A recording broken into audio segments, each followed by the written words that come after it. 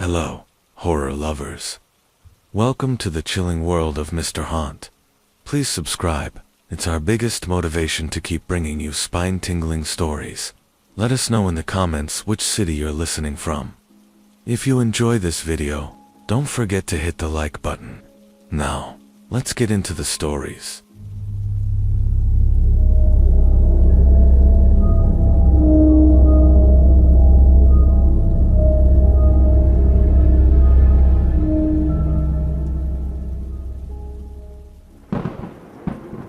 My name is Colby Reeves, and when I was 10, I saw a monster in the woods behind my grandparents' house in rural Tennessee. No one believed me, not then, not years later, when people started dying. Back then, I was just another lonely kid sent off to the countryside, while my parents sorted through a divorce. My grandparents lived on the edge of the Great Smoky Mountains, one of those places where the fog never quite clears, and the trees seem older than time itself. I spent most days wandering through the forest with a flashlight and a notebook, sketching bugs and trees. My grandpa called me his little ranger, but everything changed one night when I saw it. It was the first full moon of August. I had snuck out with my flashlight to track a raccoon I'd seen earlier. I followed the trail into the thicket, about half a mile from the property line. Then I heard it, a low growl, guttural, like the earth was clearing its throat. I turned slowly and saw it. Not a bear, not a man, something in between. Its eyes glowed amber in my flashlight beam. It stood on two legs, fur matted and thick, a long snout twitching. I swear it was looking straight through me. Then, just as fast as it appeared, it bolted into the trees, silent as wind. I ran home screaming. Grandpa thought I imagined it. Grandma prayed over my bed. I drew it over and over, each time more detailed, more frightening. They said it was trauma, imagination, a way to cope with the divorce. Until people started disappearing. A teenage couple from a nearby farm went missing in early September. Their car was found abandoned, doors wide open, keys still in the ignition. Blood on the seats, no bodies. Then a hiker, then a game warden. That winter, Grandpa found something on the back of his barn, deep claw marks, too high for any normal animal. I remembered the beast, but I kept quiet. I didn't want to be the crazy kid again. Fast forward 15 years, I'm 25, living back in town, trying to rebuild after a bad breakup and worse job. Grandpa passed, and Grandma couldn't manage the house alone, so I moved. And the woods were quieter, but not safe. The disappearances had stopped, but only because people stopped wandering too far. Locals whispered about a curse. Others left offerings at the tree line. And then, on a late October evening, I saw it again. I was chopping firewood near the shed when I heard the growl, same as before, deep, vibrating. I turned, and there it was, the same eyes, taller now, broader, like it had aged. Org evolved. This time, it didn't run. It watched me. Then slowly, it crouched, not to leap, to bow. I froze. What kind of predator bows? Then it vanished again. No sound, just gone. That night, I started digging into folklore. Found references in old Cherokee stories to a creature called Yonawaya, the bear, wolf. Not an evil spirit, but a cursed guardian, a man who betrayed the forest and was punished to roam its edges forever. I started keeping a journal again. I set up cameras, traps, audio recorders. Nothing caught it until my cousin Micah came to visit. He was a skeptic, loud, arrogant, called the Beast a backwoods Bigfoot, and mocked me all weekend, until Saturday night. We were drinking on the porch when we heard something moving in the woods, fast, heavy. Micah went to check it out. He never came back. The police found no signs, no tracks, just a smear of blood on the old woodpile. I knew it had taken him. I started losing sleep, hearing things. growls outside my window, shadows pacing in the trees. Sometimes I'd wake with dirt under my nails and no memory of how it got there. And then came the dream, or what I thought was a dream. I stood in the clearing, moon above. The beast approached me, but instead of fear, I felt recognition. It looked at me and I looked back. Then I woke, heart pounding, feet muddy, scratches on my arms. I wasn't just seeing it anymore, I was becoming it. The bloodline, Grandma said, was cursed generations ago. A great-granduncle who dabbled in forbidden rites tried to bind the forest to his will. The beast was once one of us, and now I think I'm its heir. I haven't shifted fully, not yet, but I can feel it every time the moon rises. The heat in my bones, the call to the woods, the scent of fear in animals around me. I've boarded up the house. I sleep in the basement. I've written this confession because I don't know how long I'll last. If I disappear like the others, know this: there is something in those trees, and it remembers me.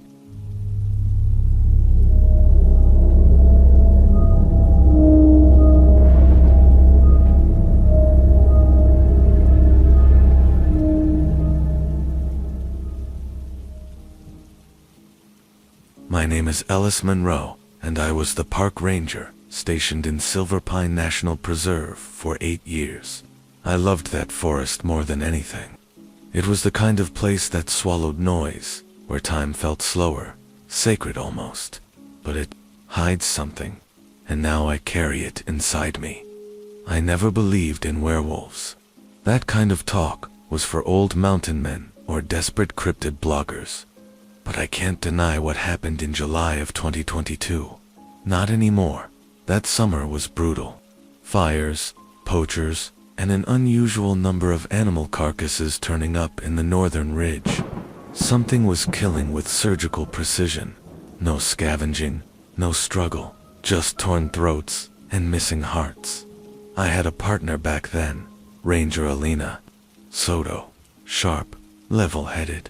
She didn't scare easy. One afternoon, we got a call about howling from the Burnscar Loop. Hikers thought it was coyotes, but there are no coyotes that big or that smart. We hiked up before sunset, found a mutilated deer just off the trail, still warm. We were debating calling in Fish and Wildlife when we heard it. A howl, long, low, and sad, like it was morning. Alina turned white. "That's not a wolf," she said. I tried to track it. She stayed behind. I wish to God she hadn't.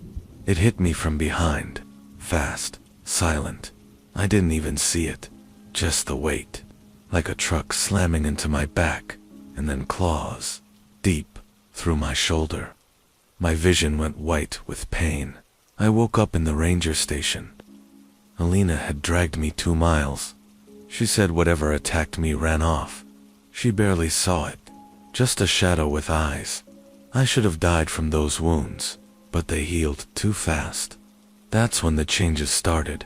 I couldn't sleep during the full moon. My hearing became too sharp. I could smell people's emotions, like fear had a taste. I chalked it up to trauma, stress, until I blacked out during a patrol. Woke up naked in the woods. My radio was crushed. My boots were gone, and my mouth tasted like blood. It wasn't a dream. Alina found the body, a poacher, torn apart. They blamed a bear. I blamed myself. I begged her to believe me. She didn't want to, but the guilt on my face convinced her. Alina started researching folklore, old native accounts from tribes near Silver Pine. Stories of forest spirits corrupted by grief, men who became beasts to protect the land. And one account stood out: when the protector is broken, the land suffers. The beast returns, not to destroy, but to punish. We figured out a way to track my shifts. Alina made a reinforced cabin deep in the woods, silver-lined walls, wolfbane incense, sedatives in case I got loose. I called it the Hollow Den. It worked. For months, until last winter, Something else came into the forest. Another one. It didn't kill animals. It killed people. A father and daughter, camping off trail. No prints, no DNA. But I felt it. Every hair on my body stood up that night, like a predator watching me from inside my own skin. It howled different, more guttural, hungrier. I started losing control again. Alina tried chaining me in the den during the full moon, but I snapped them like twigs. I ran. I hunted. I remember trees blurring past, the snow slicing my paws, the wind tasting of copper dot. When I woke up, there was blood. Too much of it. Alina never came back. Her car was found a week later, half buried in snow. No tracks, no body, just claw marks. On the door. I don't know if it was me or the other. But I've stayed in Silver Pine ever since. Not to protect people, to protect them from me. I live alone in the den now. Reinforced everything. The shifts come more often, not just full moons. Anger, fear, even sorrow triggers it. And that thing, the other one, it's still out there. I hear it when I sleep.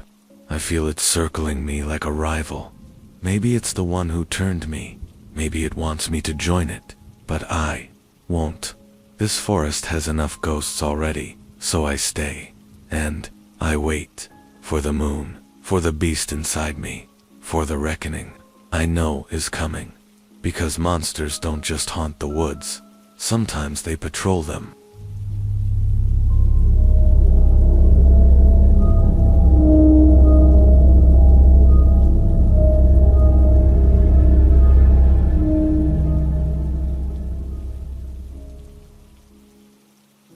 My name is Wyatt Langley. If you're reading this, it means I've either finally gone mad or I'm dead. Either way, someone needs to know the truth about what happened on my family's land. The truth about what we buried in Ash Hollow. I inherited the farm from my Uncle Roy. He was the last of the Langley line to live on it.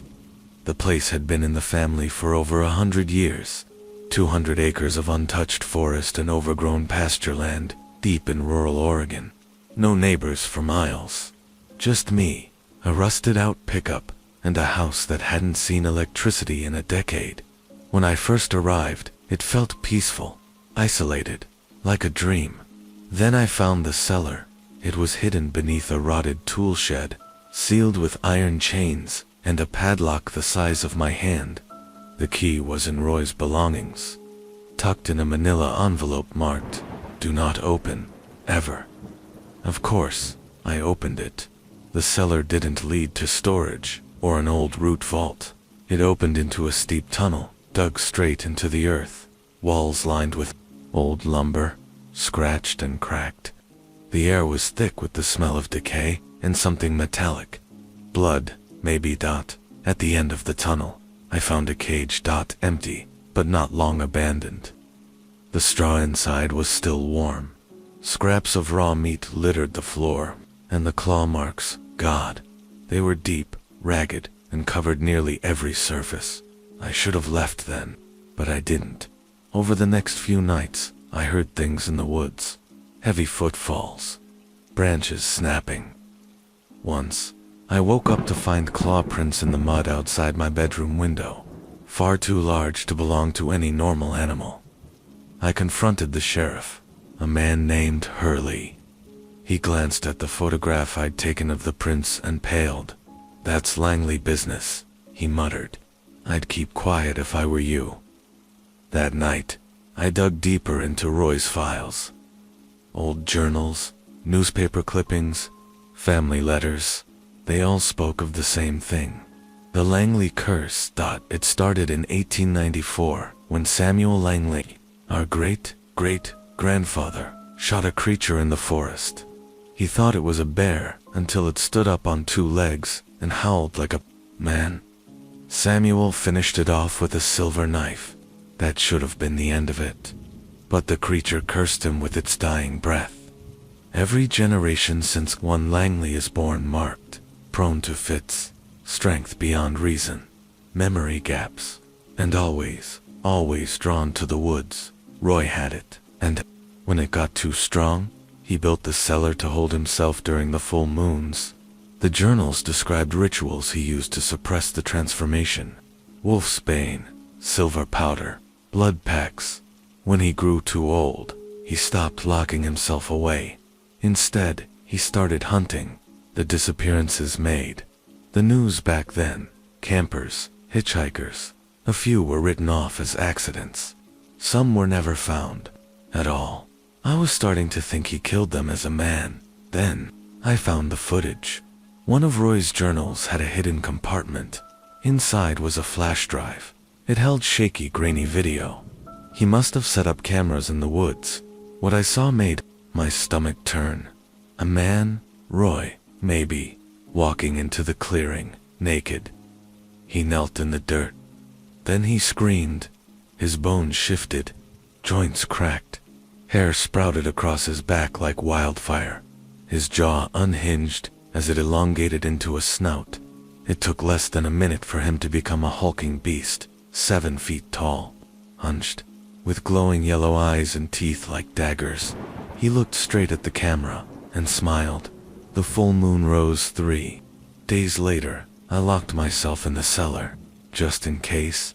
At midnight, the pain started, like fire beneath my skin, like my bones were trying to burst free.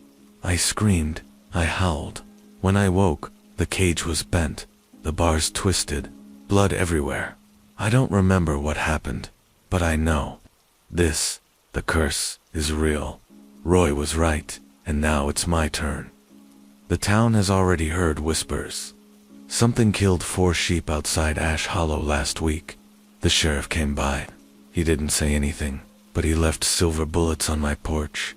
This journal is my last effort to stay human, because the full moon rises again tonight, and I can feel it.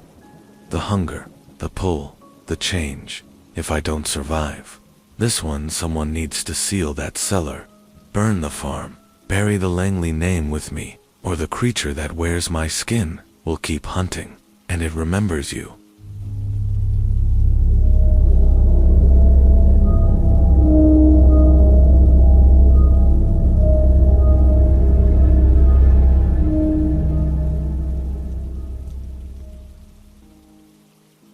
My name is June Harwell, and I never believed in family curses until my brother disappeared, and I became the next in line to suffer. We grew up in a small Appalachian town called Merrow's Bluff, not even a blip on most maps. People say our bloodline was cursed long before we got here. A deal struck generations ago between our ancestor, Wallace Harwell, and something that wasn't quite human. The stories varied. Some said Wallace saved a dying wolf in the woods and was blessed. Others claimed he hunted and killed a beast that cursed his name with its dying breath. Either way, every Harwell heir has faced a reckoning once they turned 30. My brother Caleb never believed it, said it was all nonsense. Our grandmother used to scare us into behaving. Then he turned 30 and went missing. The official report said he left town voluntarily. His trailer abandoned, his phone smashed, no signs of foul play. But I knew better. Caleb was grounded. He had a job, a life here. He wouldn't just run. A month after his disappearance, I began dreaming about the woods. Always the same dream, a foggy forest, lit by moonlight, something massive, stalking just beyond the trees. And always, howling, long, mournful howls that echoed in my chest like thunder. One night I woke with dirt under my fingernails. I hadn't left my room. Then came the letters, tucked under my front door. No envelope. Just folded pieces of aged paper written in my brother's handwriting. Ramblings at first. Apologies. Fear. Warnings. Don't go past the old mill. It watches from there. The hunger is louder than the guilt now. Grandma was right. It knows when you're close. I showed them to the sheriff. He chalked it up to a prank. But deep down, I could feel it. Caleb was still alive. Or something like him was. I followed the notes, past the abandoned mill where kids used to dare each other to sneak into. through the thickets behind the Harwell property, into a part of the woods I'd never seen before. It felt ancient, silent, until it wasn't. That's when I heard it, a low growl that didn't sound like anything natural. I turned, expecting to see a bear. It wasn't a bear, it was Caleb, or what used to be him. His eyes were the same. I'd know them anywhere. But the rest of him, his body was covered in coarse fur, his limbs elongated, his jaw twisted with too many teeth. He didn't attack, just watched me, like he was waiting. Then he dropped something at my feet and vanished into the trees.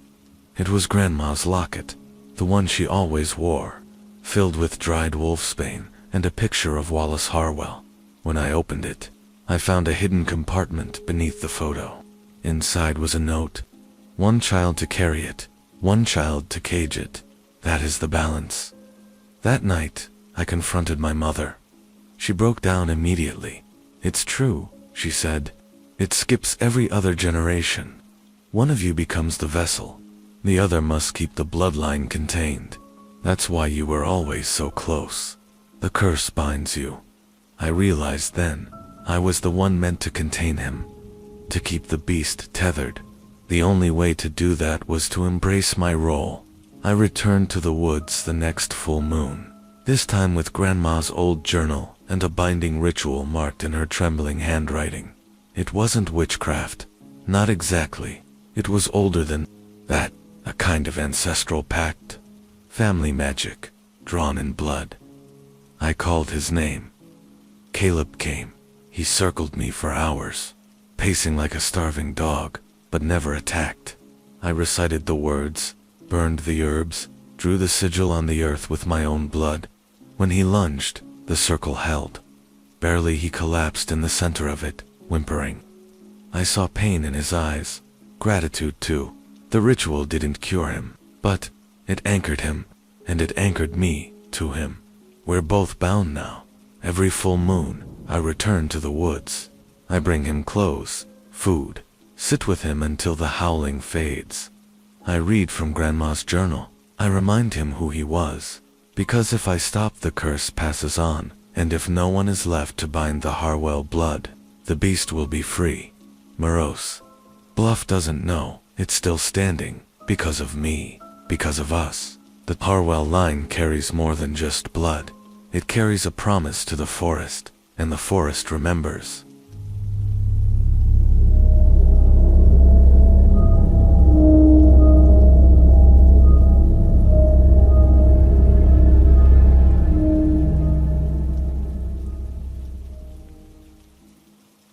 My name is Riley Barrett, and what I'm about to tell you cost me everything. My home, my job, and the one friend who ever believed me. I used to be a wildlife officer assigned to the Blue Ridge region of Virginia, mostly around the Wolf Creek Wildlife Preserve. I loved that job. Peaceful land, breathtaking views, and enough quiet to forget the world existed. But in the fall of 2021, things changed. It started with a hiker going missing.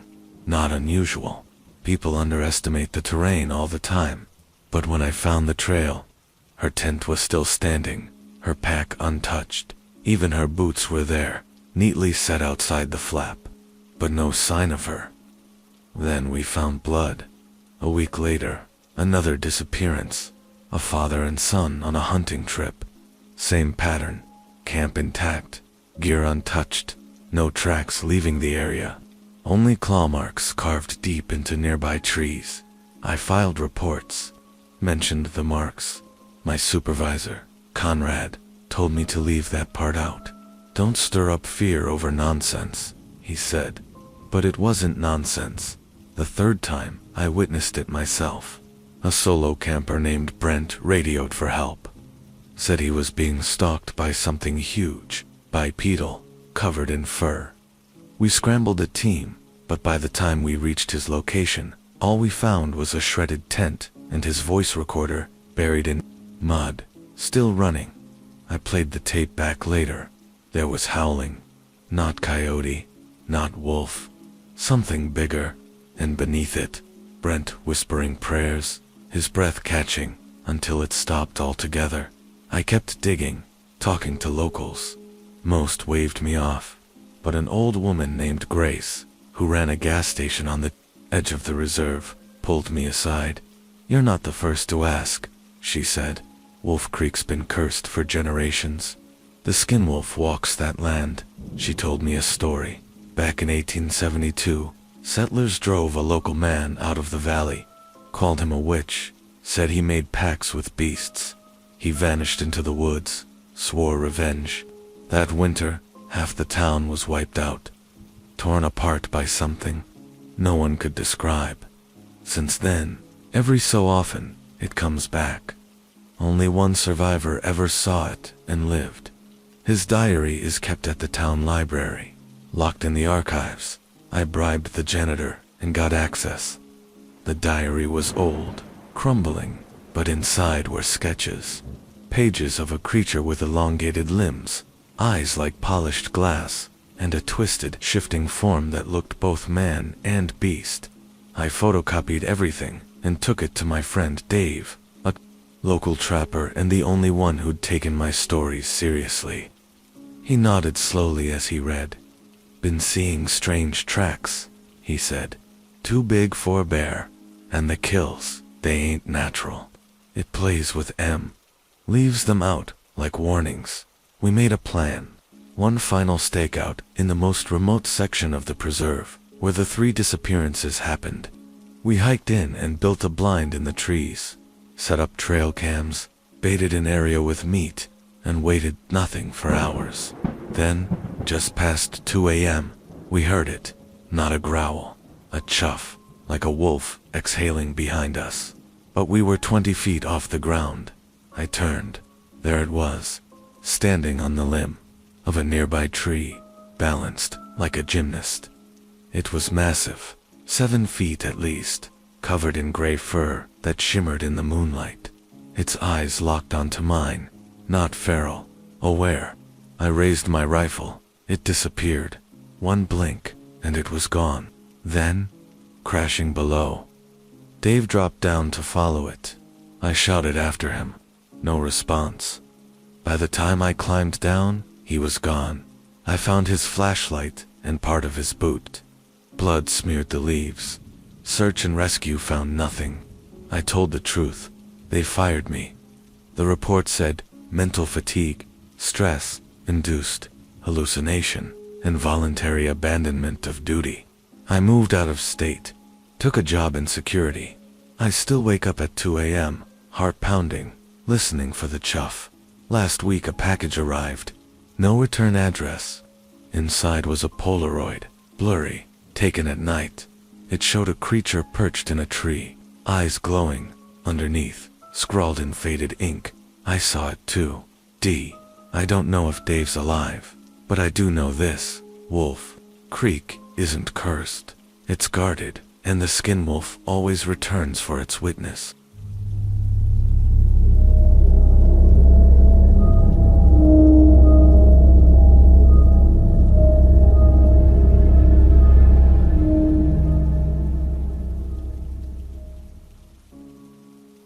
My name is Travis Clemens, and until last year, I lived in a quiet, broken down farmhouse just outside Elk Hollow, West Virginia. I'd inherited the place from my uncle, who passed under strange circumstances, a so-called wild animal attack that nobody in town really wanted to talk about. I didn't think much of it. Death comes for all of us, eventually, right? But sometimes, it doesn't come alone. Sometimes, it drags something ancient behind it. I moved in during early spring. The house was a mess. Rotting shingles, sagging porch, weeds strangling the fence. But I needed the escape. A divorce will do that to you.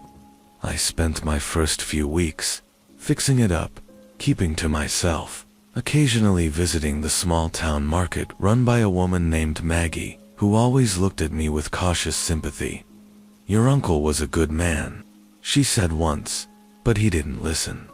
"That land," she paused, "it remembers." I chalked it up to superstition, but strange things started happening around the full moon. First, It was the noises, heavy footsteps on my porch late at night. Then came the claw marks, deep gouges in the barn doors, even though the locks were untouched. My livestock, 2 goats and a pig, were slaughtered one night. Nothing eaten, just torn to pieces and left to rot. I installed cameras. They all went dead the same night. The next morning, I found a crude bundle of twigs tied together on my doorstep, smeared with what looked like blood. Inside it, a silver coin engraved with a crescent moon and a name. My name. I took it to Maggie. Her face went pale when she saw it. "You've been chosen," she whispered. "You're being offered a contract. You don't take it, the hollow takes you." She wouldn't explain, but gave me a book, a handwritten journal filled with local lore. I read all night. Stories going back centuries. Descriptions of a creature bound to the hills. Not just a werewolf, a guardian, or a curse, depending on who you asked. Every generation, someone was offered a choice: accept the coin and inherit the curse, or refuse and face the consequences. Most refused. Few survived. I thought it was madness, until the night I saw it. It stood just outside the tree line, tall, hulking. Its eyes reflected the porch light, glowing yellow, almost intelligent. It didn't charge, just watched. And in its hand, yes, hand, was the silver coin. I bolted the doors, sat with my shotgun, and waited. At midnight, a knock. 3 slow, deliberate knocks on my back door. When I opened it, there was no one, just the coin, sitting on the floor. That night, I dreamed I was running through the woods. As the creature, I could feel the wind, the hunger, the power. I awoke drenched in sweat, my hands filthy in blood under my nails. I knew I hadn't sleepwalked. I knew. The next day, I packed my bags. I drove 4 hours, trying to outrun the feeling, like I'd been tethered to something. But even 3 towns away, I saw the same coin on the motel nightstand. Maggie called me. "You can't run," she said. "Your uncle ran. You know how that ended. It was never about choice. It was about acceptance. The coin was the contract. The dreams were the initiation. The creature wasn't hunting me. It was welcoming me." I stopped resisting. I went back to the farmhouse. I buried the coin under the porch, just as the journal instructed. I spread salt at the door, burned sage. And when the full moon came, I didn't hide. I waited. It came again, not to kill, to guide. I followed it into the forest, deep into a clearing I'd never seen before.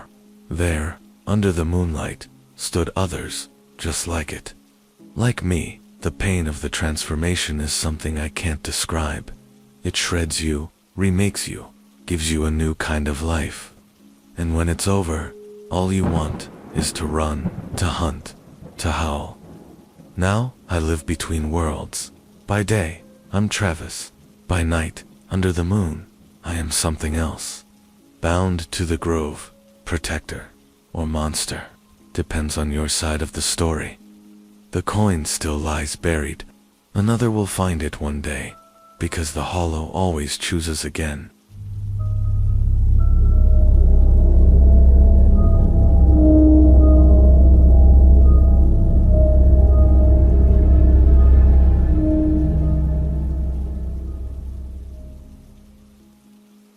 My name is Laurel Price, and I grew up in the kind of town people forget exists.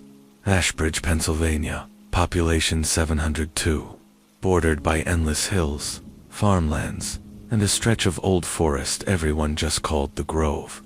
Locals avoided it, always. Had some said it was cursed, others whispered about disappearances, but no one ever really explained why. Not directly. When I was a teenager, I thought all that was superstition. I used to ride my bike up to the edge of the Grove with my friend, Denny. We'd sit on the old fence and throw rocks into the trees, daring each other to go deeper. Then, on October 21st, 2014, Denny disappeared. He told me he was going in, just for a few minutes, to prove there was nothing out there. I waited for hours, calling his name, before I finally biked back to town, terrified. They searched for 3 days, found nothing, not even his bike. People stopped talking to me. Some said I lured him in there. Others just believed it was the forest. His family moved away the next spring, but I stayed. I had to know what happened. Years passed. I became a reporter for the local paper, mostly obituaries and festival coverage. But I kept asking about the grove, trying to collect anything I could. Eventually, I found something strange. Every 8 years, someone went missing from Ashbridge, always in October, always near the grove. Then came 2022. I was 27, still chasing ghosts, and the whispers had returned. People were reporting howls. In the night, mutilated livestock, strange claw marks on trees near the eastern edge of town. It felt familiar, too familiar. I started staking out the grove every night, camera in hand. Most nights, nothing. Just rustling wind and the creak of trees. But on October 20th, the night before the 8th anniversary of Denny's disappearance, I saw something. Movement. A tall figure, hunched, moving fast across the forest floor. I took a photo, just one, before my camera froze. When I looked at the screen, I saw it, amber eyes, glowing like coals. I went back the next day. Daylight didn't make it feel safer. The air smelled metallic, and the trees were marked with deep gut. Then I found something. A cave. It was hidden by brush, almost like nature was trying to erase it. I hesitated, but I was too far gone. I crawled in. The walls were scarred by claw marks. Bones littered the ground, animal and human. I found scraps of clothing that looked decades old. Then I heard it breathing. It was behind me before I could turn. Hot, foul breath on my neck. A low growl that made my skin crawl. I spun around and came face to face with it. It wasn't just a wolf. It was wrong. Its eyes were human, familiar. I screamed and scrambled out of the cave, tearing my arm on a rock. I didn't stop running until I reached the old fence. I barely slept that night. But I remembered something. A year after Denny vanished, a hunter went missing. I checked the records again. Every 8 years, but one name, in 1982, stood out. Elijah Grant, my grandfather's best friend. That's when it clicked. I pulled out the old family albums. In one photo, a group of young men stood near the grove. One had the same amber eyes. I saw in that cave. My grandfather knew. I confronted him. He was in a nursing home, mind long faded, but when I said the word grove, he snapped to attention. He looked me dead in the eye and said, "It feeds." We made the deal. One, every cycle. I pressed him, begged for answers, but he only repeated, "It takes one, or it takes all." I left with more questions than answers, but I knew the truth. This thing, it's not just a creature. It's a curse, a bargain. Someone offers themselves, or the town suffers. It's been quiet since October, but I've made preparations. Because 2030 will come, and this time, I don't know if anyone will go willingly.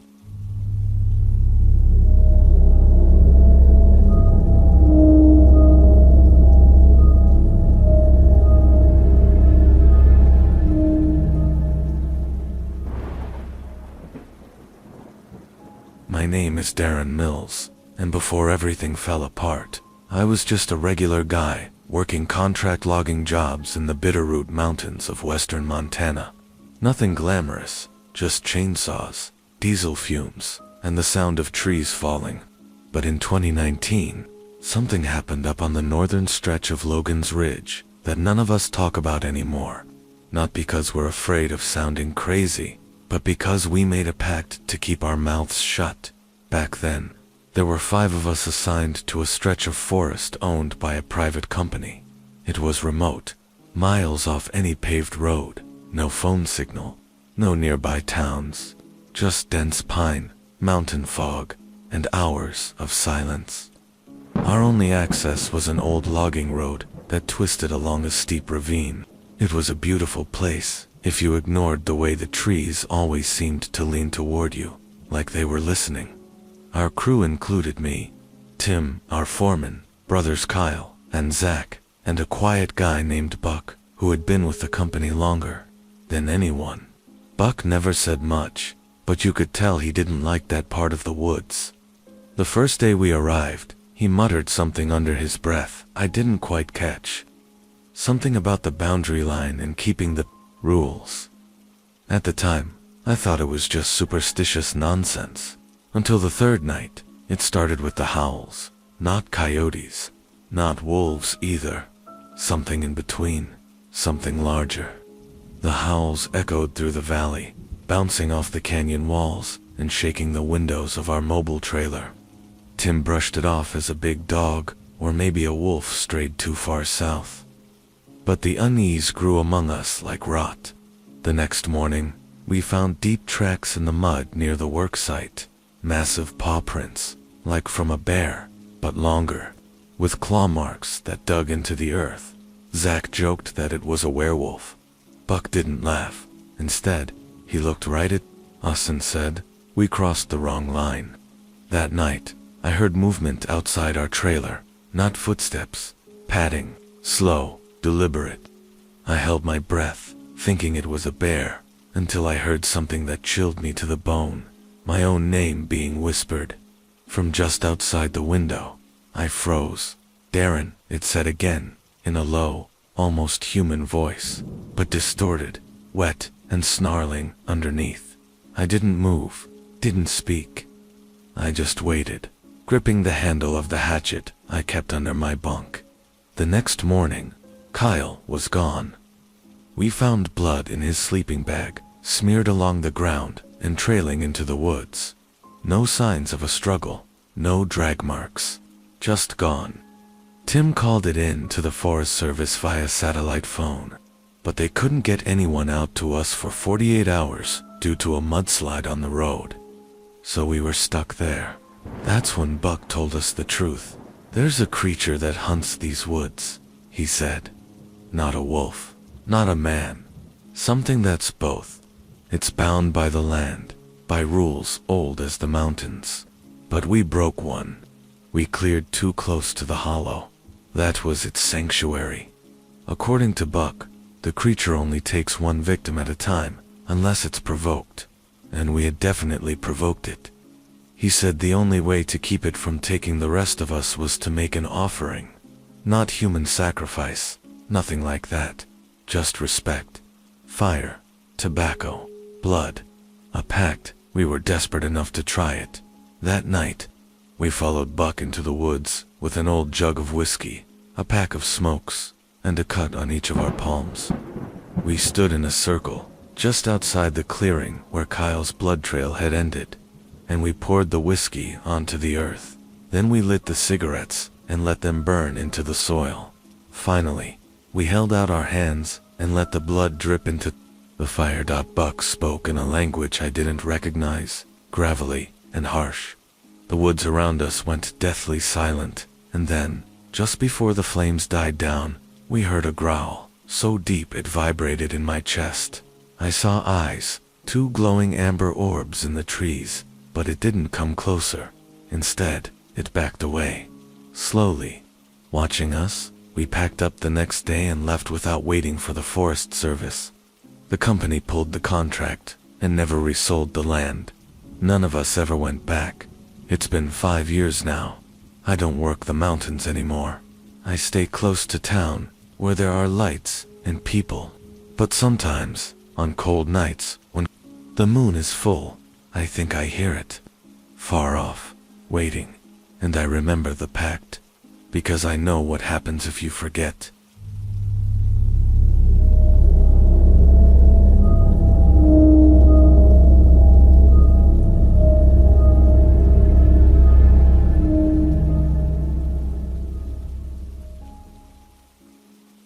My name is Laurel Price, and I grew up in the kind of town people forget exists. Ashbridge, Pennsylvania, Population 702. Bordered by endless hills, farmlands, and a stretch of old forest everyone just called the Grove. Locals avoided it, always. Some said it was cursed. Others whispered about disappearances, but no one ever really explained why. Not directly. When I was a teenager, I thought all that was superstition. I used to ride my bike up to the edge of the grove with my friend, Denny. We'd sit on the old fence and throw rocks into the trees, daring each other to go deeper. Then, on October 21st, 2014, Denny disappeared. He told me he was going in, just for a few minutes, to prove there was nothing out there. I waited for hours, calling his name, before I finally biked back to town, terrified. They searched for 3 days. Found nothing. Not even his bike. People stopped talking to me. Some said I lured him in there. Others just believed it was the forest. His family moved away the next spring, but I stayed. I had to know what happened. Years passed. I became a reporter for the local paper, mostly obituaries and festival coverage. But I kept asking about the Grove, trying to collect anything I could. Eventually, I found something strange. Every 8 years, someone went missing from Ashbridge, always in October, always near the Grove. Then came 2022. I was 27, still chasing ghosts, and the whispers had returned. People were reporting howls. In the night, mutilated livestock, strange claw marks on trees near the eastern edge of town. It felt familiar, too familiar. I started staking out the Grove every night, camera in hand. Most nights, nothing. Just rustling wind and the creak of trees.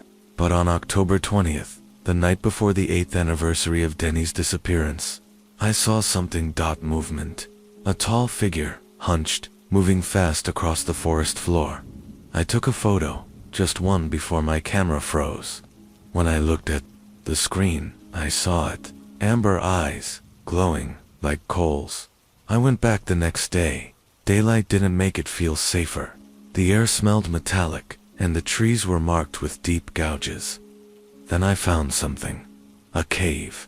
It was hidden by brush, almost like nature was trying to erase it. I hesitated, but I was too far gone. I crawled in. The walls were scarred by claw marks. Bones littered the ground, animal and human. I found scraps of clothing that looked decades old. Then I heard it breathing.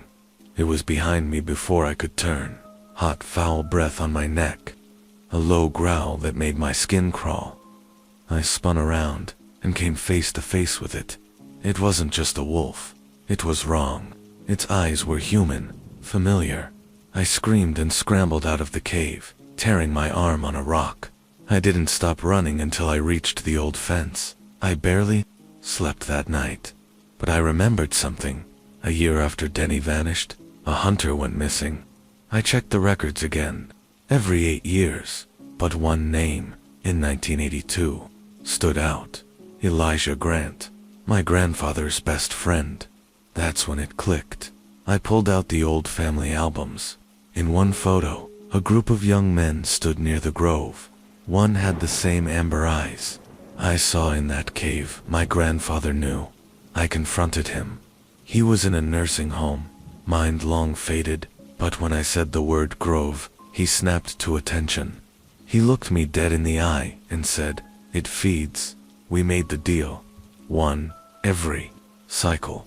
I pressed him, begged for answers, but he only repeated, "It takes one, or it takes all." I left with more questions than answers, but I knew the truth.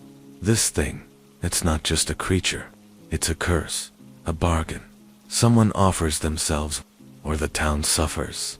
It's been quiet since October, but I've made preparations, because 2030 will come, and this time, I don't know if anyone will go willingly.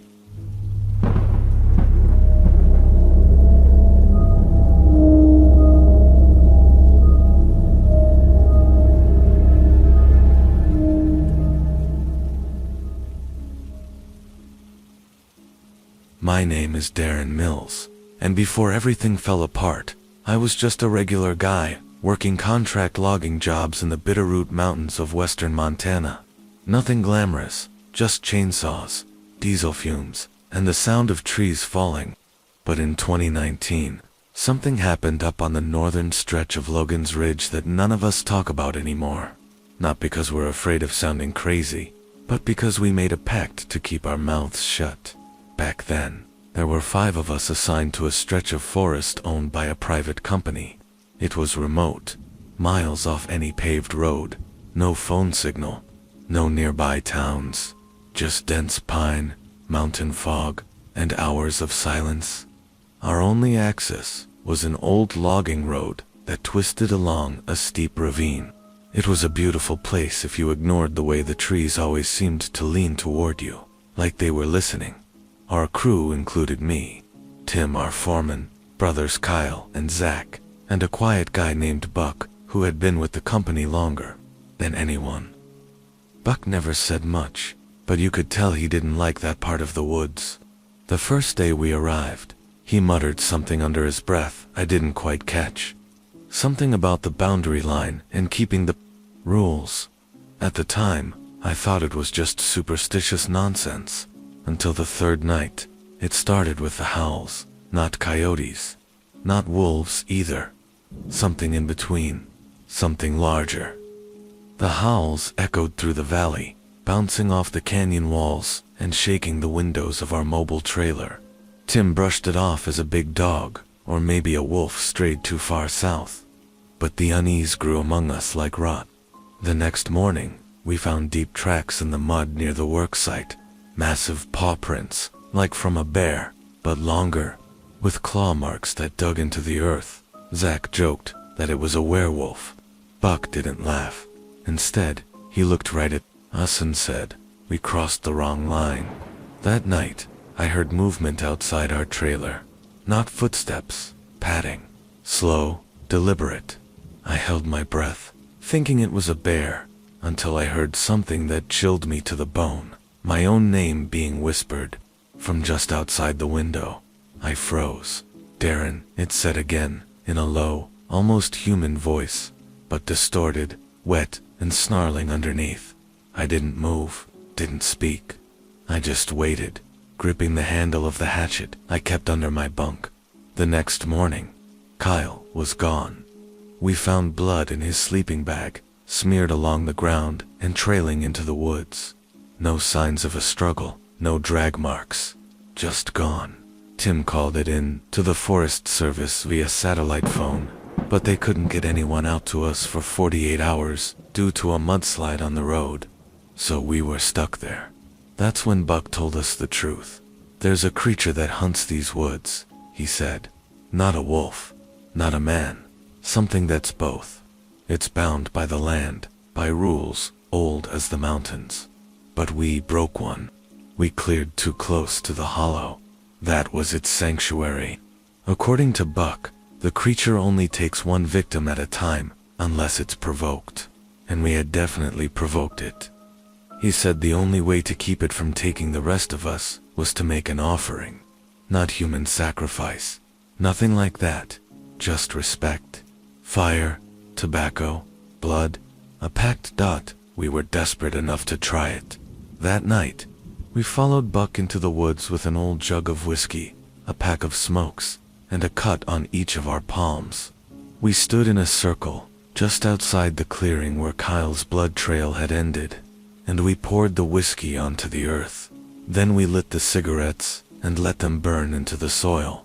Finally, we held out our hands and let the blood drip into the fire. Buck spoke in a language I didn't recognize, gravelly and harsh. The woods around us went deathly silent, and then, just before the flames died down, we heard a growl so deep it vibrated in my chest. I saw eyes, 2 glowing amber orbs in the trees, but it didn't come closer. Instead, it backed away, slowly, watching us.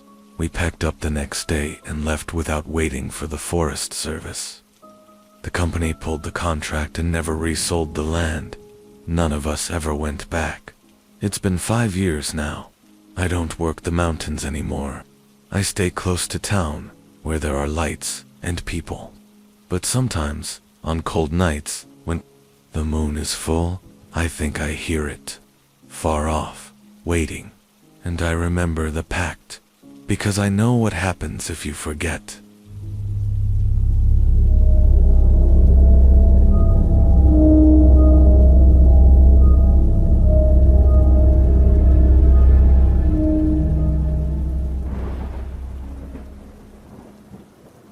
I'm not here to convince anyone.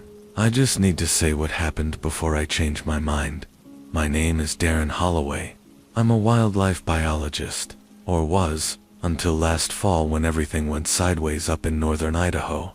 I had a grant-funded project tracking wolf migration patterns near the Bitterroot Mountains. It was supposed to be a solo assignment. Just me, trail cams, GPS collars, and a ton of isolation.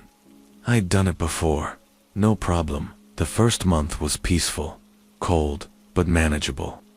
Wolves were scarce, but I picked up enough prints and distant howls to keep my data flowing. But by the second month, things changed. I started finding weird carcasses. Not wolf kills, not bear. These were torn apart, disemboweled, but the organs were arranged. Like something was sending a message. The first was a deer, its heart removed and placed neatly on a stump. Next week, a moose's lungs laid out like wings. My trail cams kept going offline, not failing removed. One was smashed to bits. Another had deep gouges in the metal housing. Then I saw the prints. At first glance, they looked like wolf tracks, but larger, deeper, and they changed halfway. Front paws became feet. Human-shaped feet, like something walking upright after crawling for a while. The forest felt heavier after that. No birdsong, no rustling underbrush. I stopped sleeping through the night. Woke up in sweats, convinced something was standing just beyond the tent. Walled out, and then it found me. It was around 3 a.m. I woke to heavy breathing. Low, guttural, like a massive dog. I reached for my flashlight and unzipped the tent, just enough to peek out. It was there, a hulking, fur-covered figure, standing upright just 20 feet away. Arms too long, joints wrong. It didn't look like a man or a wolf. It looked like both, and neither its eyes caught the beam of my flashlight. Silver, reflective, too intelligent. It didn't growl, didn't charge, just stared. Then it spoke. Not words, not exactly, but thoughts, images, feelings of hunger, rage, loneliness. It was in my head. I blacked out.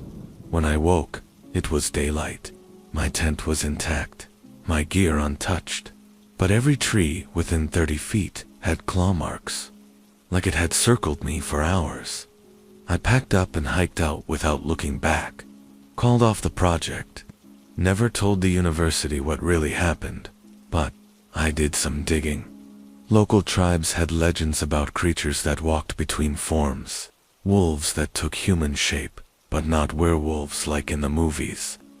These were older, spirits of the woods, guardians, or punishers, depending on who you asked. Some called them Nalisachito. Others said they were just Skinwalkers by a different name.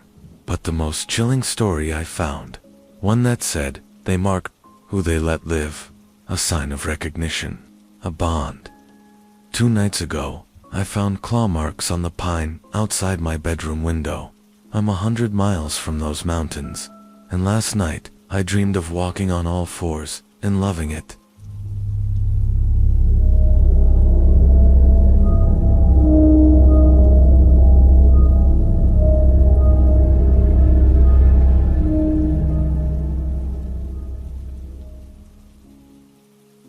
My name is Lydia Moreno, and I used to be a park ranger in Oregon. Crater Ridge was my territory, a dense stretch of pine forest nestled against the Cascades, far enough from civilization to feel like another world. I took the job for the quiet, for the trees, the stars, the solitude. What I got instead was something that still haunts my sleep. It started with mutilated deer, not just eaten, shredded, skin stripped, bones cracked like twigs, but no signs of other animals feeding, no prints, just the corpses, always near the western edge of the forest, where the fog lingered longer than anywhere else. I reported it, but my supervisor chalked it up to a rogue bear. I knew better. I'd seen bear kills. This wasn't that. Then came the howling, long drawn-out wails that echoed through the trees well after midnight. Not coyotes, not wolves, something deeper, hungrier. I kept a journal, wrote down the nights. I heard it, each howl closer than the last. By the third week, it was practically outside my cabin. I told myself it was the wind, until I found the claw marks. 5 slashes on the side of my truck, deep, jagged, like something testing the strength of metal. The forest felt wrong after that. Trees looked darker, shadows moved when they shouldn't. The birds went quiet during the day, and I stopped seeing squirrels or rabbits altogether. One evening, I got a distress call from a family camping off trail, a mother and her 2 kids. I made it to the site in under 30 minutes. Their tent was torn open. Blood soaked into the snow. I followed the trail. Blood, drag marks, and something else. Massive paw prints. But the gait was wrong. They were bipedal. I found the boy first, hiding in a hollow under a tree, shaking, covered in his mother's blood. He didn't speak until I got him to my cabin. Then he said, it was a wolf, but not a wolf. It stood up. It smiled at me. I didn't sleep after that. 2 nights later, I heard the door creak open, not knock, not bang, open. I had locked it. The fireplace flickered. My dog, Scout, began growling, hair standing straight up. Then I saw it, just a glimpse. Yellow eyes, just outside the circle of firelight, watching me from the tree line. I fired 2 warning shots into the dark. The eyes vanished. The next morning, Scout was gone. No tracks, no blood, just his collar on the porch. That was the final straw.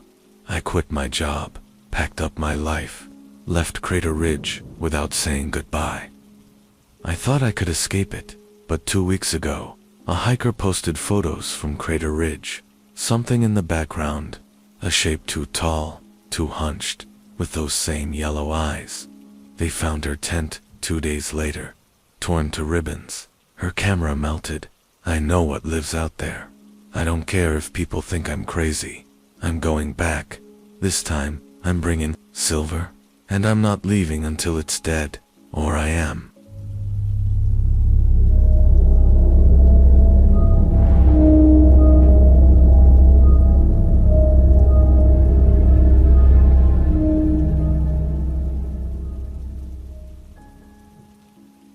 My name is Calvin Rhodes.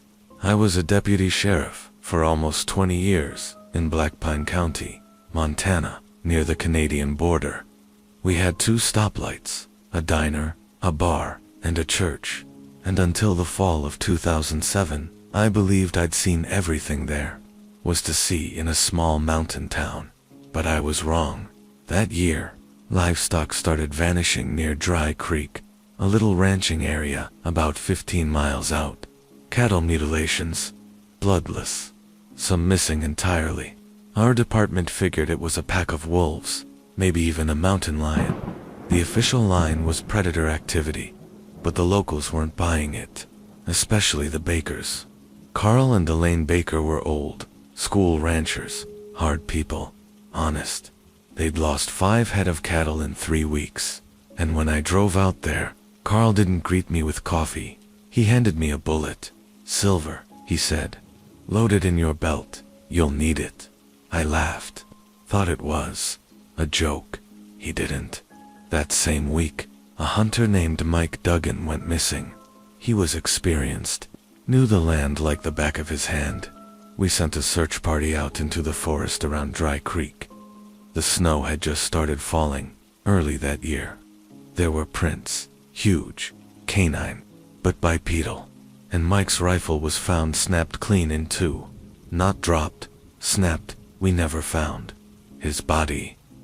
The townsfolk were panicking by Halloween. Kids weren't trick or treating. Folks were boarding up windows. Carl Baker started sleeping in his barn with a shotgun. Then came the night of November 2nd. We got a call from Elaine Baker. Just after 1 a.m., she said, "It's back." Then the line went dead. I responded alone. My partner Rick was on a DUI run. The radio couldn't raise dispatch once I got within a mile of Dry Creek. Dead zone. When I pulled into the Baker's property, it was like stepping into another world. Snow falling sideways, barn door hanging open, one light on in the kitchen, but no movement. I found Carl first, or rather what was left of him. He'd been torn open like wrapping paper. There were claw marks on the walls, huge, deep. Elaine was nowhere in the house. Then I heard the howling. 3 distinct howls. Close, surrounding me. I went to the barn. Inside, I found Elaine, barely alive, bleeding. She had dragged herself into the hayloft, clutching a .30 lever. Action. She said one word before passing out. Monster. Then it came, burst through the side wall of the barn like it was paper. 9 feet tall, covered in bristled black and gray fur, eyes like headlights, a jaw full of fangs that didn't belong to any natural predator. It roared, not a howl, not a growl, a roar, full of rage and hunger. I emptied my sidearm into it. Nothing. Then I remembered. Carl's bullet. I reloaded with shaking hands and fired again. This time, it howled and staggered. The silver hit something inside it. It turned, knocked me 20 feet across the barn, and ran by the time backup arrived. The Baker's ranch looked like a war zone. Elaine survived. Barely, but she never spoke again. Not a word. Just rocked back and forth in the hospital bed until she died 2 years later. I started digging. Quietly, historical archives, old newspaper clippings. Turns out, Dry Creek had always had disappearances.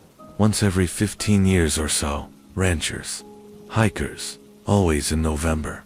Always torn to pieces or missing entirely. The oldest article I found dated back to 1893. A French-Canadian trapper wrote of a beast that walks like a man but eats like a wolf. I put in my resignation 2 weeks later.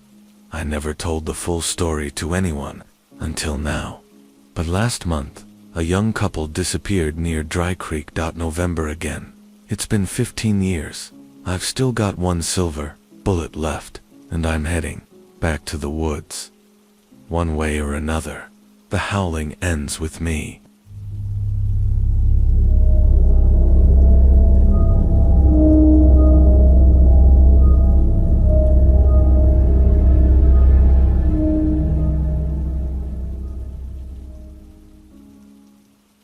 My name is Daniel Shepard, and for most of my life, I believed monsters were metaphors. The things we feared were just ways to understand cruelty, madness, or the darkness inside people. But that belief shattered during one grim November in the Colorado wilderness, when I inherited a cabin that should have stayed buried beneath snow and silence. The cabin belonged to my grandfather, Malcolm. I barely knew him. He was estranged from my father, who refused to talk about why. When Grandpa died, I got a call from a lawyer saying I'd inherited 60 acres of forest and a half, rotted cabin near the edge of Gunnison National Forest. I was between jobs. My marriage had just collapsed.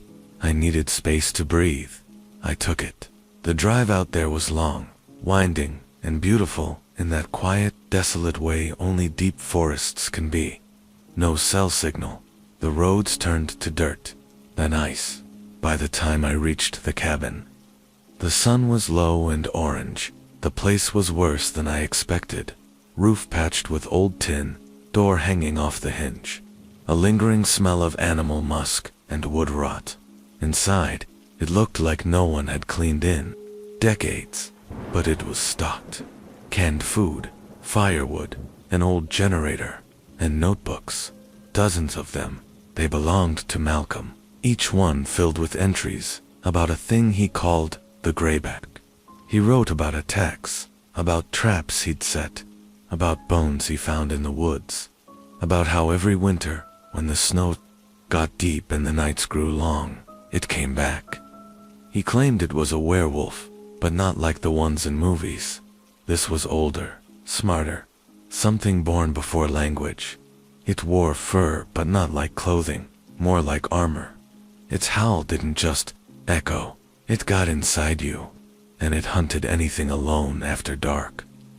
I laughed when I first read it, figured Grandpa had lost it in isolation. But then I saw the locks, heavy metal bars across the windows, iron nails around the doorframe, a worn shotgun leaning beside a bucket of silver slugs. Silver. Still, I stayed. Chalk it up to pride or stupidity. The first 2 nights passed without incident. Then came the third. It snowed heavy that day. I chopped wood, fixed part of the roof. Around dusk, I found tracks behind the cabin. Not deer, not bear, something with paws, but shaped wrong. Longer, almost fingered, and deep, heavy. They circled the cabin. I stayed up all night, with the shotgun in my lap. Around 2 a.m., I heard the first howl. It didn't come from far. It rose like steam, full of something mournful and cruel, and I swear to God, it felt like it was being sung to me. The generator cut out. Lights died. Cold crept in. I sat in darkness with that shotgun aimed at the door. Then, it scratched. Not a bear slam. Not a wild animal. Scratches. Slow. Curious. It circled. I could hear it, breathing through the cracks in the wall. Just before sunrise, it left. I found claw marks around the entire cabin, 3 inches deep into hardwood. The next day, I hiked to the edge of the property where Grandpa had built a shed. Inside was a steel trap, massive and rusted with blood. Beside it, a photo. Grandpa, younger, with a corpse. You can laugh, say it was faked, but I held that photo in my hand. The thing in it was wrong. It had a snout, human eyes, torn flesh. And Grandpa looked afraid, not victorious. The journal entries got worse after that. He wrote about dreams, about the grayback speaking, about it knowing his name, about how he trapped it once and let it go because it promised him something. Longevity, the land.bloodline. He broke the trap, set it free, and it came back, year after year. By the 6th night, I started hearing footsteps on the roof. It never broke in, just toyed with me. Every night, a little closer. Every night, a little bolder. Scraping the windows, whispering my name. Yes, whispering. I know how that sounds. On the 8th night, I tried to leave. Took the old snowmobile toward the ranger station. Half a mile in, something slammed into the side. I woke hours later, snowed over, jacket ripped. No machine. Just tracks. It had dragged me back to the cabin and left me at the door. Why? Because I was part of the deal. The inheritance. It didn't want to kill me. It wanted to keep me, like my grandfather. That night, I didn't wait. I took the trap, set it by the fireplace, loaded the slugs, lit every candle and lantern I had, and I called for it. I screamed its name, Grayback, over and over. Told it I knew. Told it I wanted the same deal. The wind died. The air got heavy. It walked through the open door, 9 feet tall, covered in coarse fur, bones jutting from its back. Its eyes glowed like moons. But it didn't attack. It sat, and it spoke. Not with words, exactly. With thoughts. With memories. It showed me my grandfather, young, desperate. It showed the pact, blood, fire, the land. It offered the same to me. All I had to do was leave the door open, let it feed each winter, and I'd never grow sick, never age. The forest would be mine, I agreed, but I lied. When it stood to seal the deal, I triggered the trap. It snapped closed on its leg with a sound like a thunderclap. I shot it 3 times. Silver slugs to the chest. It howled, a sound that tore at reality. Then it vanished, just vanished. Like mist and wind. The trap was still there, twisted, bloody, but the thing was gone. I burned the journals, burned the photo, took what I could carry, and left. The cabin still stands. Far as I know, I never went back. But some nights, in the city, I hear scratching on my windows, always around the first snow. It hasn't broken in yet, but it's waiting, and the door is still open.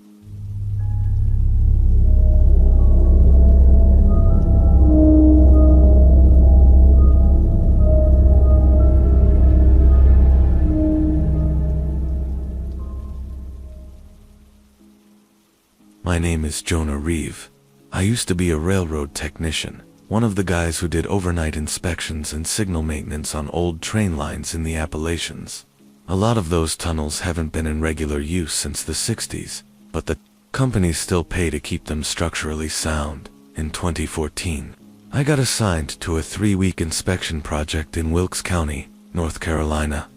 I was paired with another tech, Marco, and we were supposed to check 3 tunnels along a stretch of decommissioned track. The Wilkes Tunnel was the last one. The locals had a name for it, the Wolf's Mouth. We thought it was because of how it looked. The rocky archway really did resemble jagged teeth, but an old guy at the diner warned us, straight-faced, to be out before sunset. "I'm serious," he said. "That tunnel's got hunger." Marco laughed, but I did IDN. Single quotes. The first time we entered, it was unremarkable. Long, dark, colder than the others. Our flashlights picked up rail rust, some loose gravel, old graffiti. But midway through, our signal meters started acting up. Static. Feedback. Marco tapped his headset and muttered, "Damn thing's busted." That's when we heard the scrape, like claws on stone. Long, slow, deliberate. We stopped, waited, nothing. Then, the lights flickered. Our headlamps went dim for a second, and something breathed. Not the wind, not airflow, a breath, deep and growling. We got out fast. We told the supervisor about it. He said it was probably a bear, or raccoons. Told us to go back in daylight, so we did. The next afternoon we returned with stronger lights and backup gear. We made it farther in, maybe 600 feet. That's when we found the pile. Bones, deer, dog, something bigger, all stripped clean and cracked. Open, arranged in a spiral. And at the center, a railroad worker's vest. Torn, stained. Old Marco said he was done. I agreed. We started to leave, then we heard the howl. From inside the tunnel, we turned and saw something step out of the shadows. It was tall, muscular, covered in dark hair. Its snout was narrow, jaws wet with something dark and sticky, and its eyes, amber, intelligent, locked right on Marco. We ran. Marco tripped. I didn't see what happened. I just heard him scream. I didn't stop until I hit daylight. Called 911. Called the supervisor. They found no trace of Marco. No blood. No tracks. Just a cracked radio, and his boot, still tied. They put me on leave after that. Psychological evaluation. I kept digging. Turns out, a dozen disappearances were linked to that tunnel between 1978 and 2005, all written off as transients or misadventure. But there were whispers, accounts of a creature, a shapeshifter, a man, Wolf said, to live underground and feed off those who strayed too deep. The company sealed off the tunnel 6 months later, called it unstable. But last week, I got a letter. No return address. Just one sentence scrawled on old survey paper. He's not gone, just patient. Enclosed was Marco's ID badge, still stained with blood, and claw marks across the back. I don't sleep much anymore, but I still hear the scrape sometimes. On the walls of my apartment, always around midnight.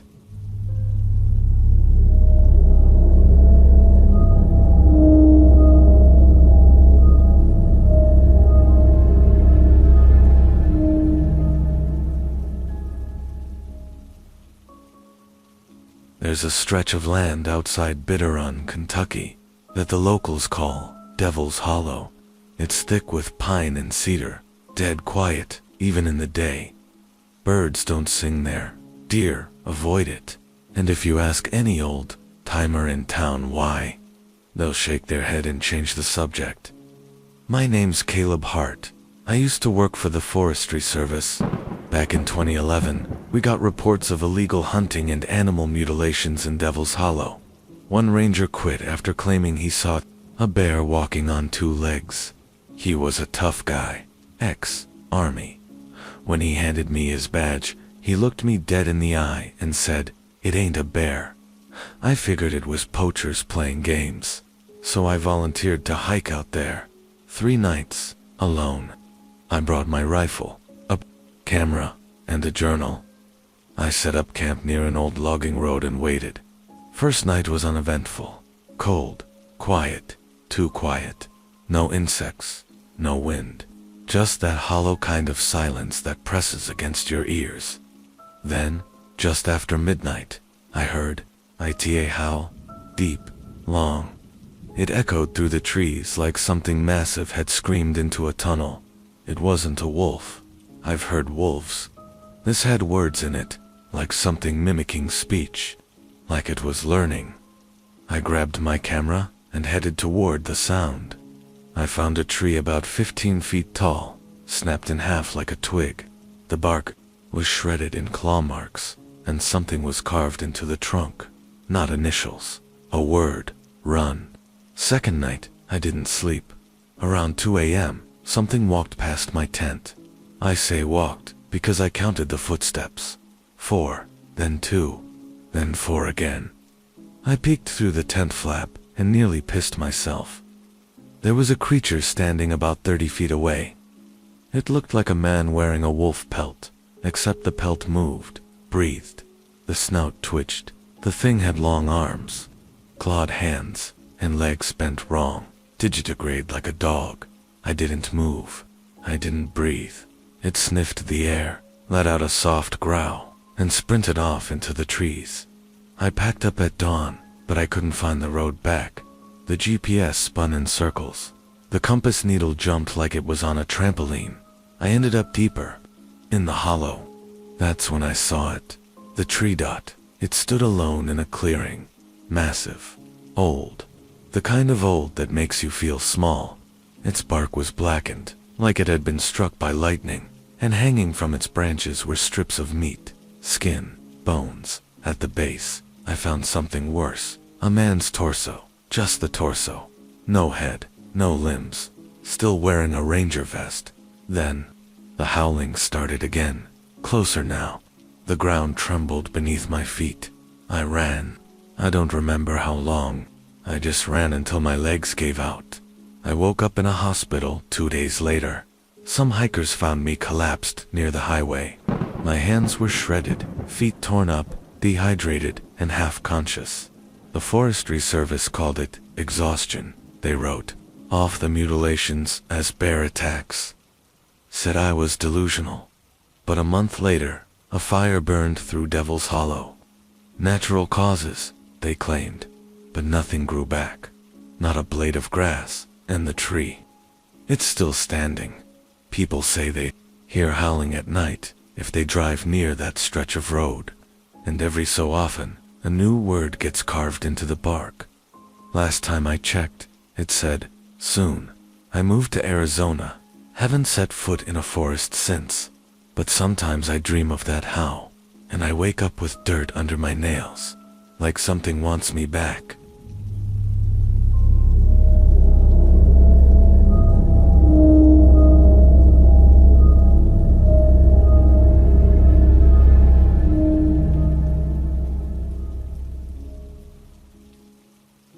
People still talk about the Sawmill Hollow disappearances like it was some urban legend, but I lived it.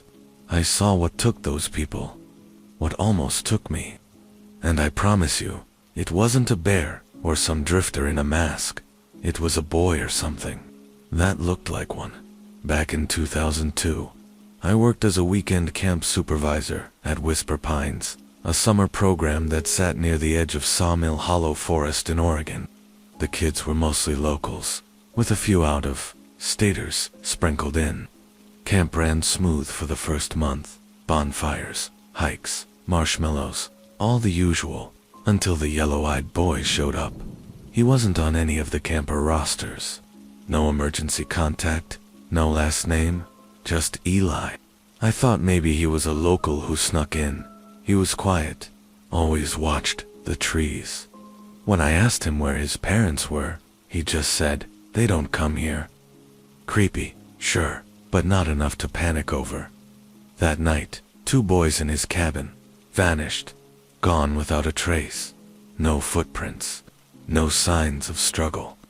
We combed the forest for hours with flashlights, yelling their names. I found Eli sitting at the edge of the woods, barefoot, staring up at the moon like he was waiting on something. "You didn't hear anything?" I asked. He looked at me. That's when I saw his eyes for the first time, bright yellow, reflecting the moonlight like an animal's. "I heard them leave," he said. "They wanted to see what I was." I got chills then, deep, gut-level fear. I grabbed him by the arm, but his skin was hot, feverish. He smiled at me, sharp teeth glinting just for a moment. I blinked, and they were normal again. We called the sheriff the next morning. By the time he got there, Eli was gone. No one saw him leave. A week passed. Then, another disappearance. A counselor this time. They found her boot, shredded and bloodied, miles from camp. But her phone was found by the lake, screen cracked. Last photo showing blurry motion. A lanky shape in mid-stride, half human, half wolf. I wanted to leave, but something in me felt like if I ran, it would follow. Then came the night of the storm. The power went out, radios died. Kids screamed in their cabins as something circled the perimeter, growling, low and guttural. I gathered them in the mess hall, bolted the doors, turned off every light. It came anyway. We heard it pacing outside, sniffing the air. Then something hit the wall, hard. A long claw tore through the siding, then silence, until one of the kids pointed. "Look," she whispered. In the back window stood Eli. His clothes were torn, skin covered in what looked like dirt and dried blood. His eyes burned bright yellow. I moved to the door, but he didn't try to come in, just stared at me. "You tried to help them," he said, and then he changed.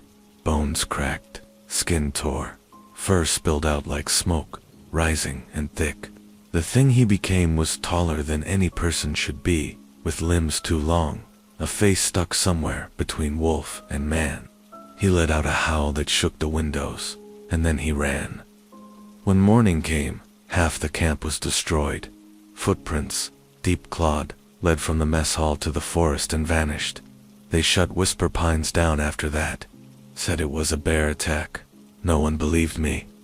Not about Eli, not about what he became. But sometimes, I see yellow eyes in the trees near my home, just watching, waiting, and I know that boy, whatever he was, isn't gone. He's just choosing when to come back.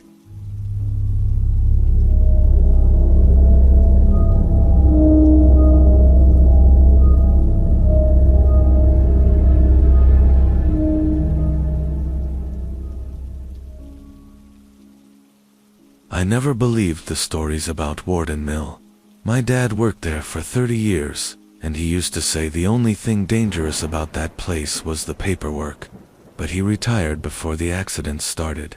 3 men missing in less than a year. 1 found dead in a drainage canal, his body twisted like something had crushed him.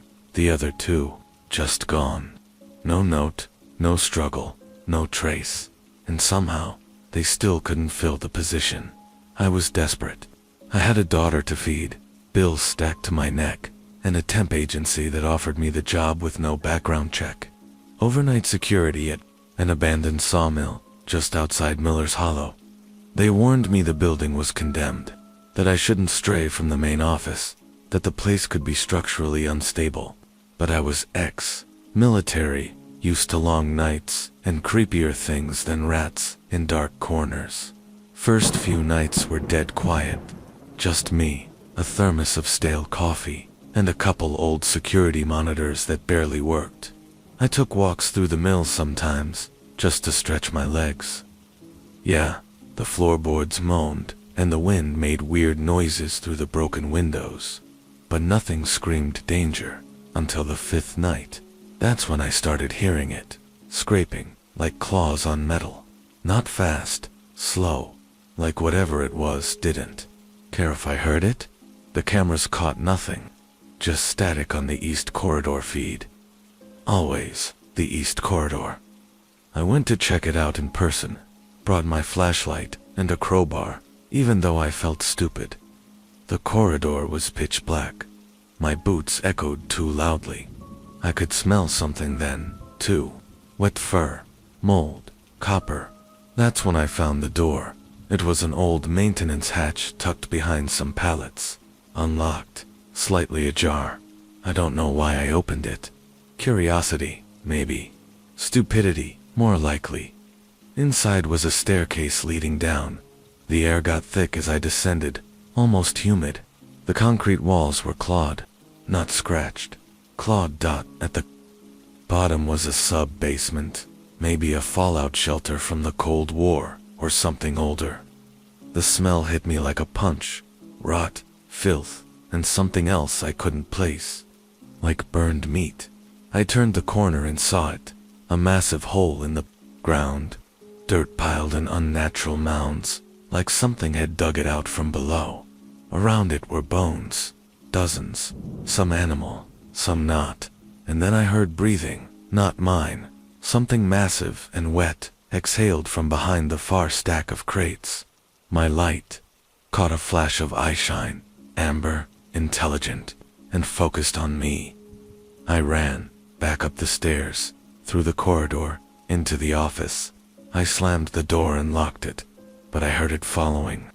Claws against steel. The moan of something too big for the hallway. I watched the monitors. One by one, they flickered into static. Then, for a second, the East Corridor feed lit up. It showed a shape. 7 feet tall, hunched, dragging one arm behind it, like it was broken. Fur slick with mud and blood. Its face was long, canine, but twisted, like it was halfway through becoming something else, or halfway through undoing it. Then the power cut. I don't remember falling asleep, but I woke up at dawn, the sun pouring through the cracks in the walls. Everything looked normal. No signs of damage. No bodies, nothing. But the maintenance hatch was gone, as in, bricked over, like it had never been there. I quit that day. Never went back. Never told the agency why. But sometimes, when I'm driving late at night, I think about that corridor, about what lives in forgotten basements, waiting for dark and silence. And I swear, I can still hear it breathing in the back of my head, scraping, waiting. Warden Mill is scheduled for demolition next year. If they dig too deep, they're going to find that hole again. And I pray to God they don't try to cover it up this time, because it doesn't stay buried.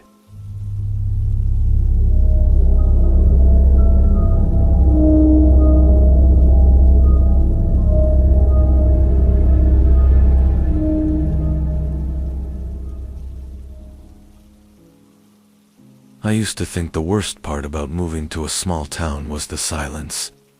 Now, I know it's what hides inside the silence that you should be afraid of. My name's Jenna.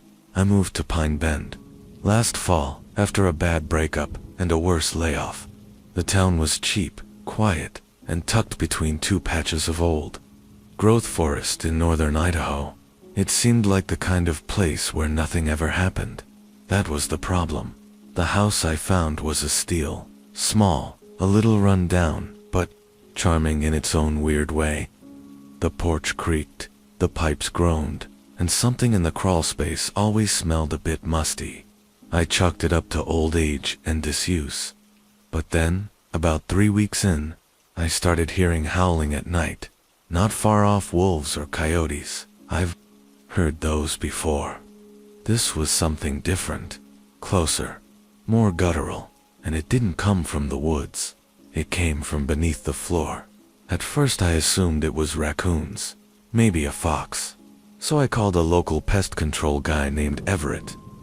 He was in his 70s, half deaf, but knew the land better than anyone. When he looked under the house, he came out pale and silent. "What did you see?" I asked.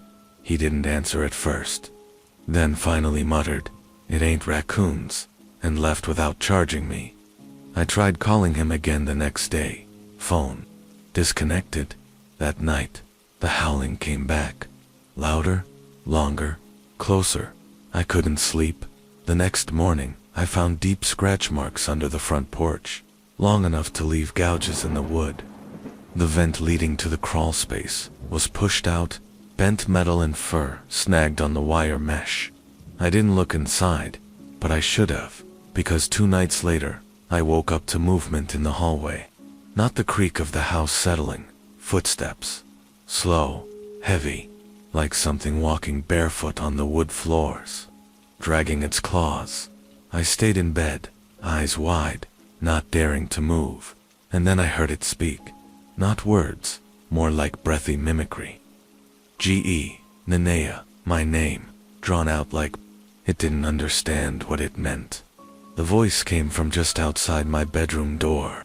I held my breath as it scratched once against the wood, then left.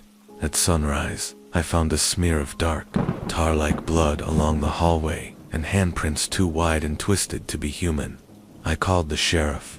He brought a deputy, looked around, found nothing. No prints, no blood, like it had all been cleaned. He suggested stress, a nightmare, but I know what I heard, what I felt. After that, I stayed with a friend across town for a few nights. But when I came back, I noticed something strange. The photos on my walls had been rearranged, every single one with someone else in it. My mom, my ex, my dog had been flipped face down, the ones of just me, still standing. That night, I finally got the courage to go into the crawl space. I brought my phone and a flashlight. I expected maybe bones, maybe some freak animal nest. What I found instead was a hole, dug deep, leading into the earth like a tunnel. The walls were clawed raw. At the far end, something moved. I ran. I sealed the vent with bricks and steel mesh, bolted it shut, and haven't gone under since. But it still comes back. On full moons, I hear the howling again. Sometimes, it bangs on the floorboards beneath my bed. Sometimes, it whispers. And once, I swear to God, it laughed. I'm trapped. If I leave, it'll follow. If I stay, I don't know how much longer I'll last. I've taken to sleeping with headphones on and a knife under my pillow. I used to think the worst part of being alone was the silence. Now I know it's what tries to speak inside it.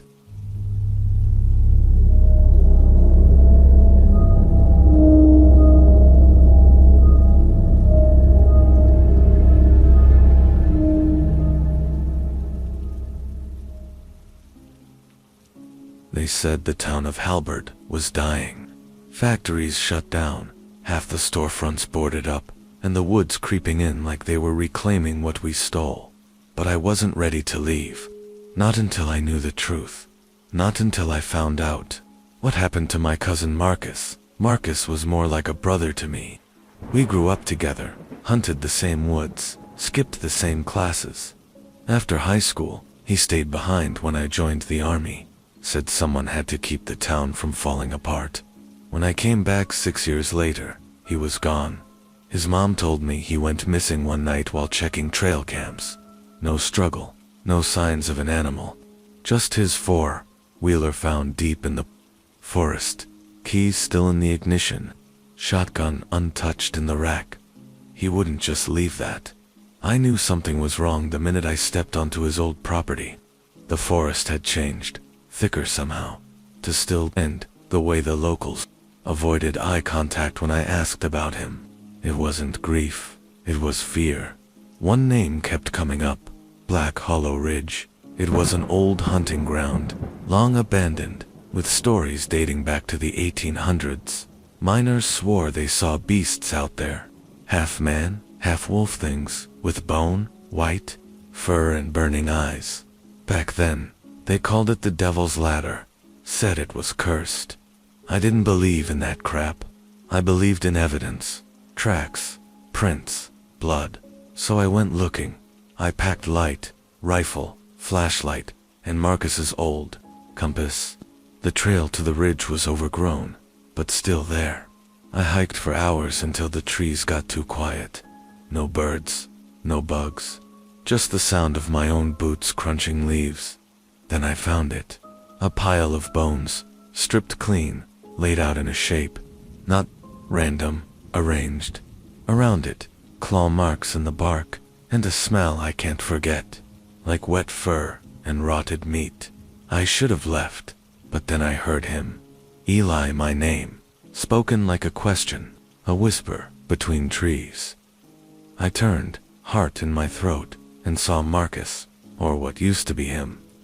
He stood there shirtless, his jeans shredded, skin too pale, eyes too wide, and his arms, they were wrong, longer, thicker, veins black against his skin.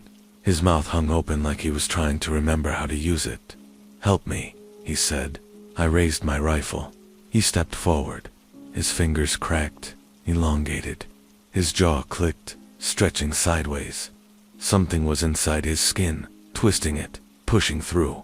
Bones realigning, muscles tearing and rebuilding in real time.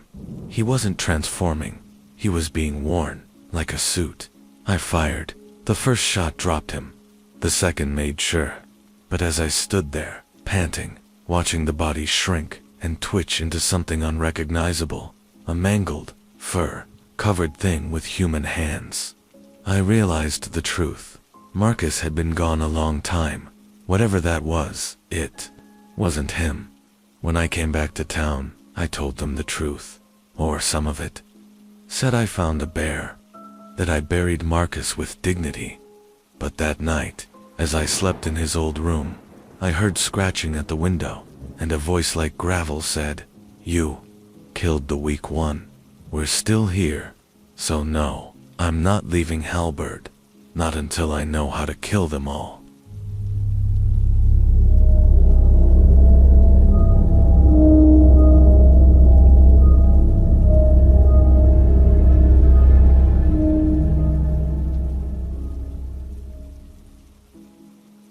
My name is Daniel O'Neill. I'm 33, and for the past 4 years, I've lived alone on the outskirts of Doll Creek, Montana. I used to be a contractor, good at my job, quiet, dependable. That was before the thing that took my brother came back. No one believes what happened. Hell, I barely believe it half the time. I'm only writing this because, if something happens to me, I want someone to know the truth. It started with tracks, massive paw prints behind the workshop where I store my tools. They'd appear every few weeks, deep in the mud, spaced like whatever left them was running on 2 legs. I tried convincing myself it was a bear or a prank, but deep down, I knew better. The claw marks were too long. The gate to human. The first time I saw it, really saw it, I was chopping firewood. It was nearly dusk, sky bleeding orange through the tree line. I'd just split a log when I caught a shape at the edge of the woods, tall, hunched, watching. At first I thought it was a man. It wasn't. Its arms were too long, its back too bowed. Then it stepped forward, quiet as snowfall, and the last of the light caught its eyes. Yellow dot, reflective dot, not like an animal, like something pretending to be one. I backed toward the cabin, axe in hand, heart pounding. But when I turned back, it was gone. No sound, no movement, just trees, whispering in the breeze. That night, I slept with the lights on and the rifle by my bed. But it didn't help, because it didn't come back as a beast. It came back as Ryan. My brother died 5 years ago, mauled on a hunting trip in Wyoming. I found what was left of him, his torso, half his face, torn apart in a circle of flattened brush. No animal claimed responsibility. The coroner called it a predator attack. Closed case. But now Ryan was standing on my porch. Same jawline, same eyes, same lopsided grin.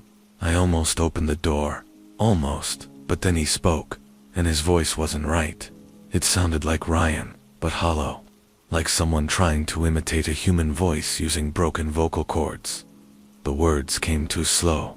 The mouth moved. A second behind the sound. Deedon, it's my. Shut off the porch light and aimed the rifle through the peephole. But he was already gone. No footsteps. No retreat. Just silence. The next morning, I found claw marks on the wood around the door, deep enough to splinter the frame. A tuft of dark fur stuck to the corner. I tried burning it. I tried moving. Didn't matter. It follows me each time it comes back. It's more convincing. It started mimicking other people. My mother, my ex, even a mailman I hadn't seen in years. Each time it gets closer to sounding right, moving right. But there's always something off. The eyes too wide. The smell, like copper and pine sap. And underneath the voice, a low growl, almost imperceptible. You can only hear it if you're dead silent, if you're listening for the lie dot. And then, last week it did something worse. It knocked 3 soft knocks on the back door, like a child asking to come inside. I didn't answer, but I watched from the hallway window as it stepped into view, Ryan's shape again. Only the skin hung looser, like it hadn't been put on quite right, like the thing inside was stretching it too far. It turned its head toward me and smiled. Let me in, Danny. It's cold out here. I haven't slept since. Neighbors won't talk to me anymore. They think I'm going crazy. Maybe I am. But every full moon, it gets closer, smarter, hungrier. It's not a man. It's not a wolf. It's a thing. Something old, maybe older than the forest itself, wearing the faces of those it's killed. It doesn't hunt for food. It hunts for grief, for memory, for the love you still carry for someone long gone, because that's how it gets in. And I know one day soon, I'll slip. I'll forget the sound of Ryan's real laugh. I'll forget that. His eyes were green, not yellow. And when that day comes, I'll open the door.